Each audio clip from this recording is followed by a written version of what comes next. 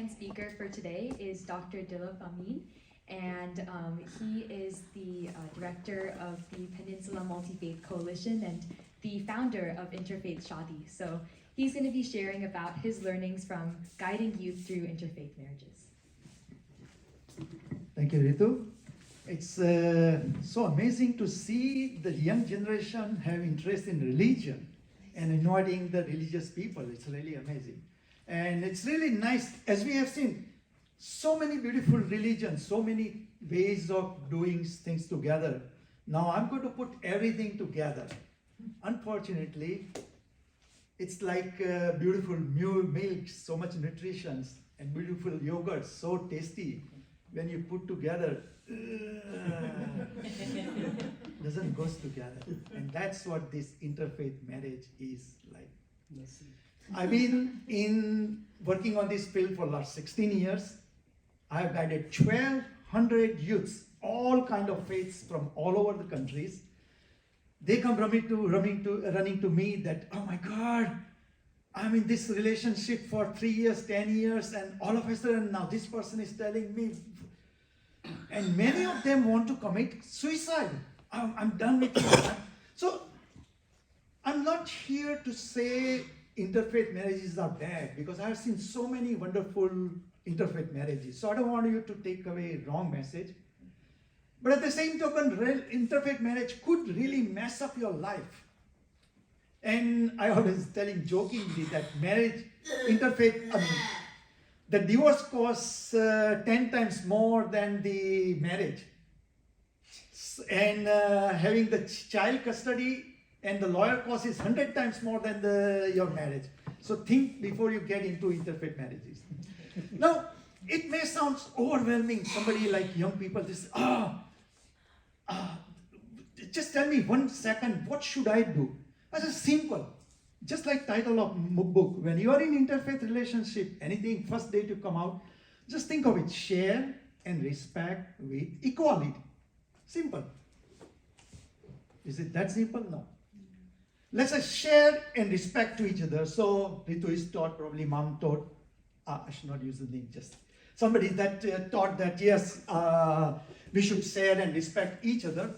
So let me give you the example, one I'm right now working with it, and that is a guy named Vinod, very highly professionals, married to a Jewish lady, had children, now going through severe divorce and child custody battle. So I start talking to Vinod that, so what is the issue there? So tell me, what is it like? So he says, I had a kachubia, that's a Jewish contract. After marriage, there was a synagogue, so they also, Vinod also joined the synagogue. And also they have a son, and on 8th day they have the bridge ceremony, so we did the bridge ceremony. So everything he did it, he shared everything from Jewish side. And so I said, wait, that's not sharing I meant. What is on the other side? What Hindu contract did she sign for it? He says none. Did you took her to Hindu wedding and mandirs and all that? No. And was child given the Hindu rituals? Because there are many. And he says no. So I say, you did not share. You just accepted whatever she is giving you. But you never bother to see whether it's only one way. Give me, give me, give me. So it's only you give. You did not share it. So that's why the last part is important, with equality, 50-50.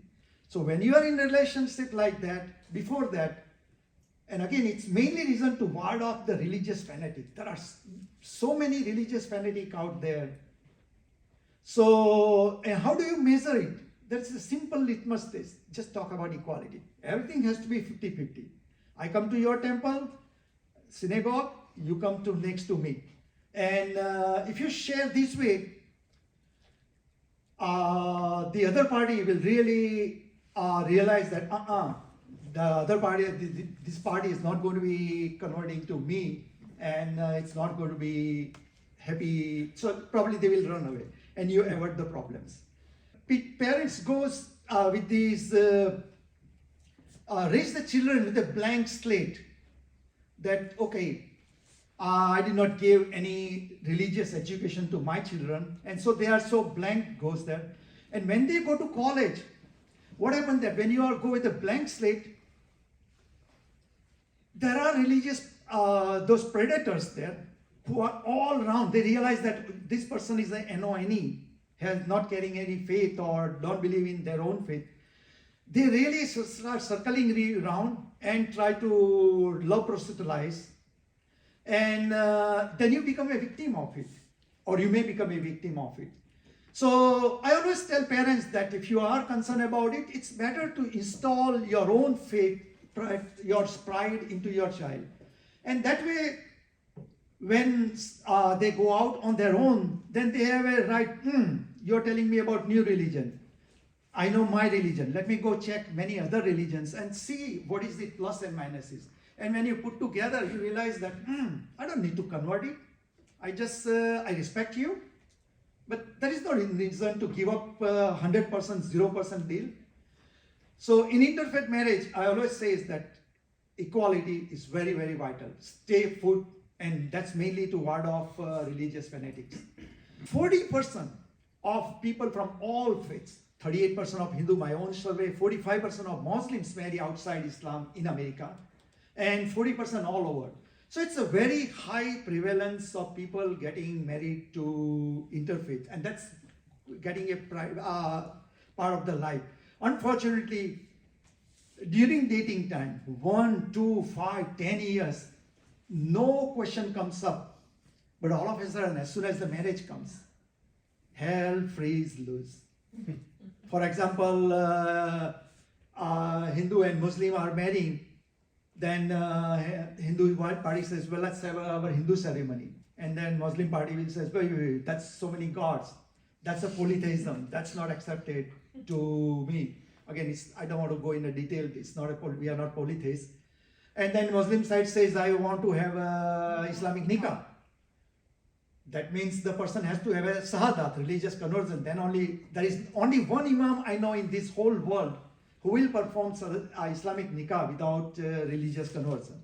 And I have published the article. You can check my article in Patheos. So point is, you've been in dating for 1 to 10 years. Why the religious conversion never came up? Why just 6 months before and then you have to convert? Or second choice is just give up the love relationship. Just because in the name of God you give up your 10 years of wonderful love relationship. Let's say Christians and Jews getting to marry, or Christians and Muslims, the combination. Major discussion point is, who is Jesus? Is just a son of God or some kind of apostle? Because the Quran itself says that to believe that Jesus is the son of God is a monstrous falsehood. Versus that's the Christianity is the fundamental belief that Jesus is a son of God. Now, this all may be very theoretical. Youths in college, this I don't give a damn, I can get away with it. But the point is, you want to get married. You go to Catholic church and want to get married. They says you need Hindu or non-Hindus must sign, non-Catholic must sign this prenuptial agreement that the child will be baptized and raised in Christian faith only. Any Catholic faith, you must sign this prenuptial. And that has a clear legal consequences. Because like this Vijay's case, when the case is in the court and you are fighting for rights of it, judge will say, wait, you have to sign this contract. You cannot have the children or this one. Now going back to the Vijay case, and I will end my story there. So where did his court matter end? So here he says to the court says, okay, you can have children for half days. She can have the other half days, so that's normal.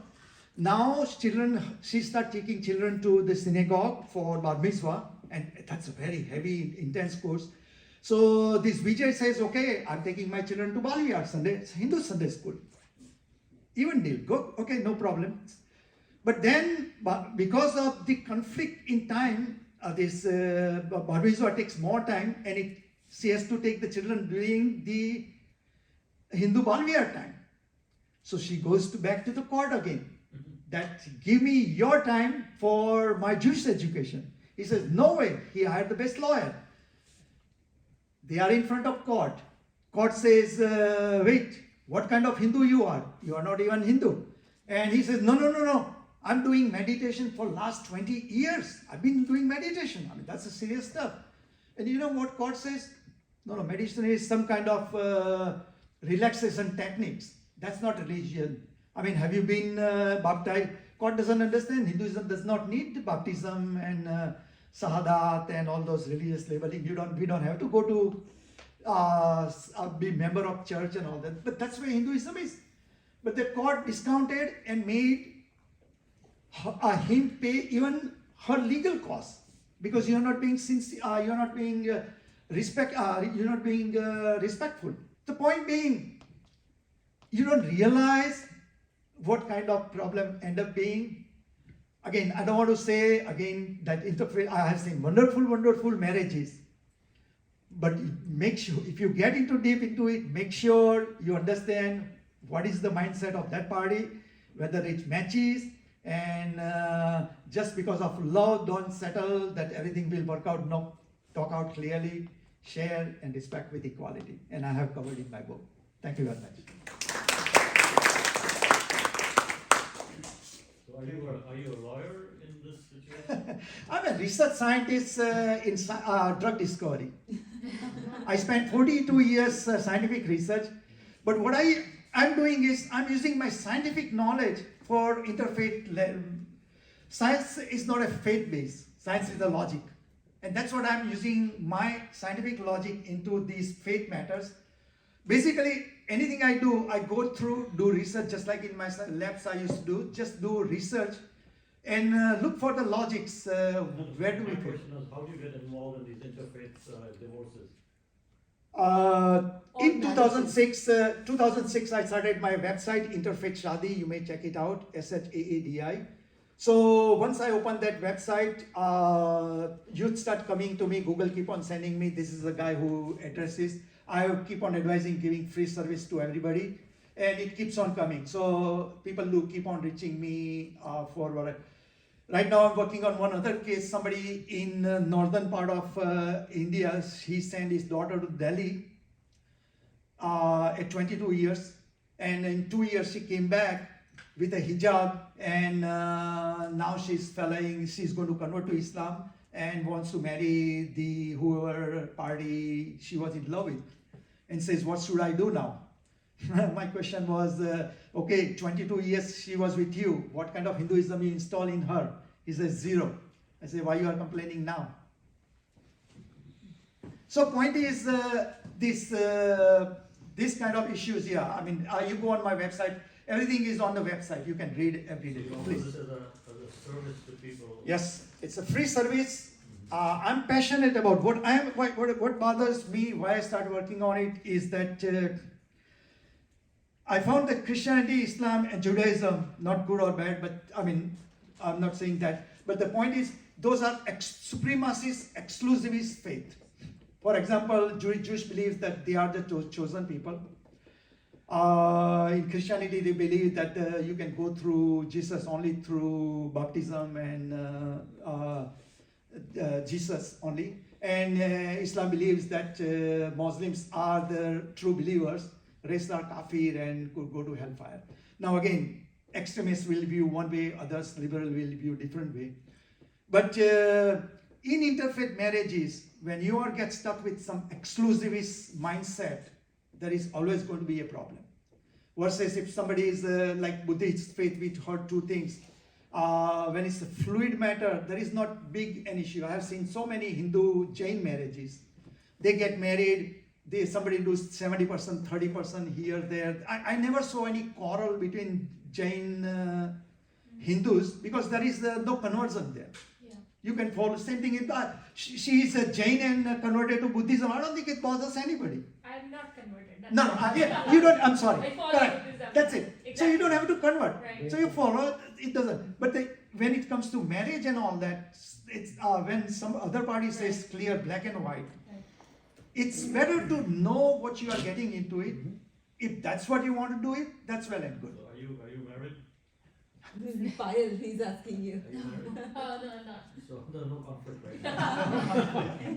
Not yet, no. Not yet. If anybody wants to buy a book, I've got few books, $10. I mean, not that I'm trying to sell it. Are you married to the same faith or? I married to my wife who I knew 6 years before, exactly same faith. So mine is not an interfaith marriage. No issue. No issue whatsoever. And married for 45 years, life's going really wonderful. Married life keeps on getting better every day. Do you recommend marrying in same faith? Question? I don't have Do any you- question. Is it good to marry within faith or outside faith? You fall in love with it. I think important thing is you make. I always say make an informed decision. Who you are, what you want to do it.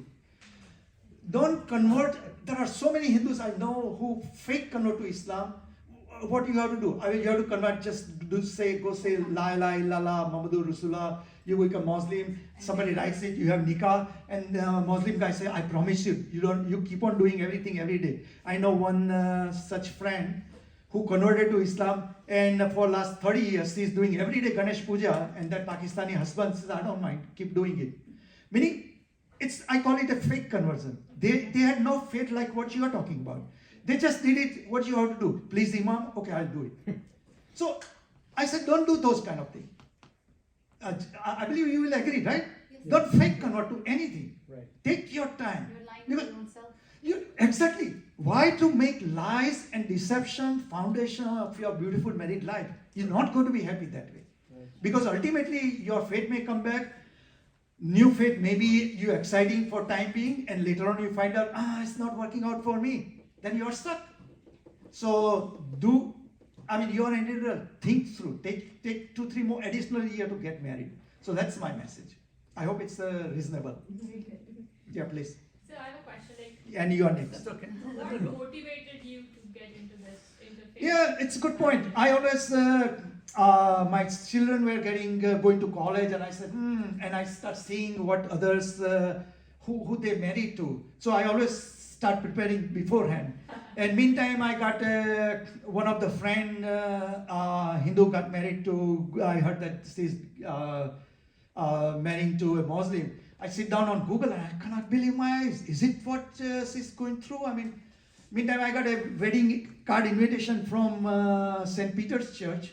And right away, by the time I started knowing it, I ran to the St. Peter's Church. What does it mean? And they says, yes, you have to sign this prenuptial agreement. I talked to the parents. Do you know your daughter is going to do that? Says, no, my daughter will never do that. Point is, I realize it's so much confusion among children. Parents don't understand anything. So I said, I don't care what you do, whatever you want to do. I don't have any problem with any religion. But all those knowledge has to be upfront, available, so people make informed decisions. That's my motto. Thank you. Thank you. We live in the most diversified area in Yes. the Bay Area. Right. We got all kinds of religion. And people, when they go out, they meet everybody and anybody, Yeah. And all of the Punjabi boys have been taken by Gujarati girls. Yes, it's true. So I think so we are always kind of letting this becoming a welcoming thing. And we are just embracing it basically, like if I'm from Punjab and I met this nice girl from Bangalore, and they want to get married, I think so we are adapted to this more easily now. I mean, it's not interfaith, but still interreligion or whatever it is. Within India, then we say, Arey, kisi gore se to achhi hai na. Yeah, correct. Apne Hindustan ki, but pardon the land, but this is what happens. And what I see, as the world is integrating, all these things are going to happen. People will adapt to this, and it'll be an integrated world, and there'll be all sorts of weddings and marriages and children going in different directions. We listen to our parents and all that. New generations, Yeah. they should be given the choice of making their own decision which religion they want to follow. They're Yeah. smart enough now. It's not that we're born into this religion and that's what we have to do.